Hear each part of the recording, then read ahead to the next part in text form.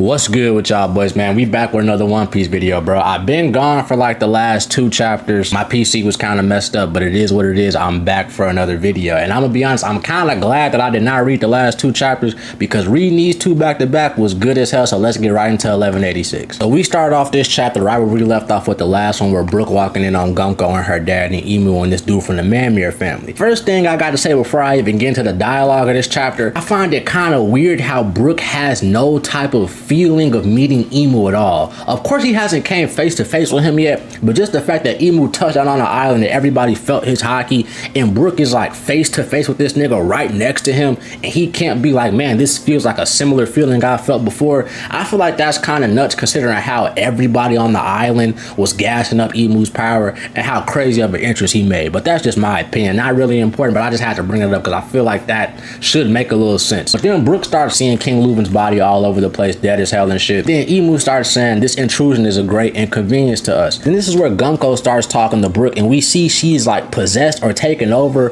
or has the power imbued to her by Emu. I'm not exactly sure what Emu did to her, but I'm gonna get to that and my assumptions to that in a second. But then we see that Brook is talking to this other dude in the corner, and he is part of the Manmere family. And then we see that this dude has the same exact eyes of Gunko, right? And also in this chapter, Gunko is saying King Leuven isn't even her dad, and that she's a part of the Manmere family with this Groff dude. Now, if I have to take a guess, I'm gonna assume the Groff nigga is her dad or some type of descendant, because they got the exact same eye, right? If it's not her dad, maybe this is just another person in the Manmere family who just has these eyes. But until further notice, we gonna say this her dad or like grandpops or something shit like that, because that would only make sense in my opinion. Plus, y'all know One Piece has been stepping into them Nepo baby territory, so I would not be surprised if this is another case of Nepo piece involved right here. And then the way Gunko starts talking to Brook is weird, because I would assume this is like the power talking or the possession, but as far as like what's going on with her, she has the same demon wings like how it was present day when Emu was like taking her over a little bit before Emu fully manifested, right? But she also has these horns on her head, so I'm kind of confused. Is this like a transformation that Emu bestowed upon her with like the mark of the abyss? Or is this Dami Reversi? Because it doesn't look like Dami Reversi considering the fact that she's like talking normal and is able to respond. Yes, Rox was able to do that too, but if I'm not mistaken, we all assumed he was communicating with the voice of all things. So this doesn't really look like Dami Reversi. And I want to say it doesn't look like an abyss power, but we never really seen what Gunko's abyss powers technically are without Emu being inside of her. So maybe this could just be it, but I don't know. Let me know what y'all think about that. But I will say this, the vampire design on Gunko with the horns does look fire. I'm not gonna lie, I honestly didn't think she would turn into this again. I thought that was just some shit when Emu was taking over her body, since Emu can kind of do whatever the fuck he wants. Gunko starts talking shit to Brook, saying that she doesn't really care that the world's over since her dad has died, and that she needs stronger protection, and that she's gonna go off with the Holy Knights to the Celestial Dragons in the Holy Land, basically. And also, I didn't touch on this at all because it was last chapter, and I didn't make a video on that, but the fact that their like village got hit with like some mist disease, similar to how Law's hometown got hit with that disease, is kind of crazy as hell too. I didn't even touch on that. Shiri ends up stabbing this nigga Brook right through his fucking skull. And I'm gonna be honest, bro, this just goes to show you how durable One Piece characters are. Cause let this be any other anime, bro, niggas is probably dead, all right? I don't know how he survives this at all. But he gets stabbed at point blank range in the head and he gets knocked out. And he wakes up later on and he figures out everybody is dead and everybody is gone. And we cut back to the present day and Brook's flashback is over. I definitely think that was probably the perfect length for Bro's flashback.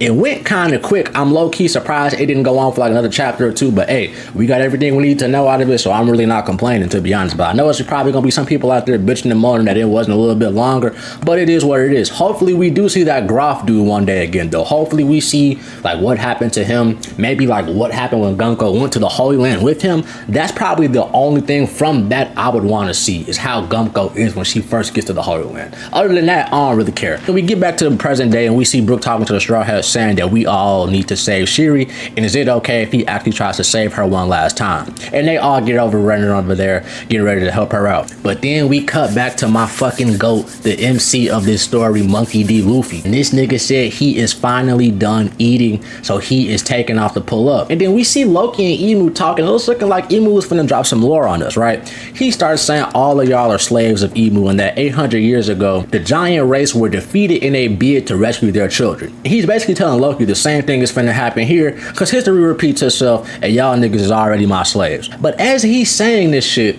Luffy comes out of the blue. First off, I don't even know how far these niggas was away from Luffy. I don't think they was that far, so I'm not finna gas him up too much of getting here quick, because he should have low-key been done anyway. But nigga, he just comes right into the fight. He says to Imu, "Hey dumbass, get off of Elbaf," and he punches this nigga just like he did the Celestial Dragon back in Sabaody, bro. I don't know if these two chapters felt this good, because I haven't been in tune in One Piece at all the last like 2-3 weeks. No spoilers, no nothing.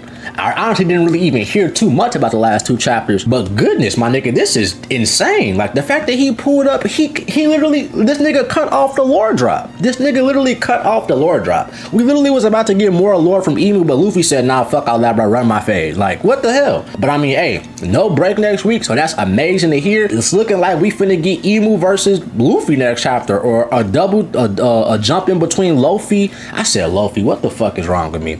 Loki and Luffy versus Imu, or it might be that, or maybe just Luffy versus Imu. I don't know. What do y'all want to see in the comment section? Let me know below. But Luffy pulling in like this is already a crazy ass entrance. As far as how Oda got Imu looking, this is a tad bit of aura loss, but it's not that bad, right? Because for one, it's Luffy. For two, we know Luffy's in base form, so we doubt this punch did like severe damage. But Imu is bleeding though. But once again, we gotta remember, Imu was already bleeding when he left the Holy Land. I feel like a lot has been going on these last few chapters, like that it's kind of hard to remember what the fuck is going on, low key. Because nigga, like I said, I ain't been in One Piece the last like 2 weeks, and as I was reading this chapter, seeing what was going on Elbaf, I'm seeing Zaza in the background and shit. I'm like, oh shit, bro, Zaza is still on this. Like the rain god is here.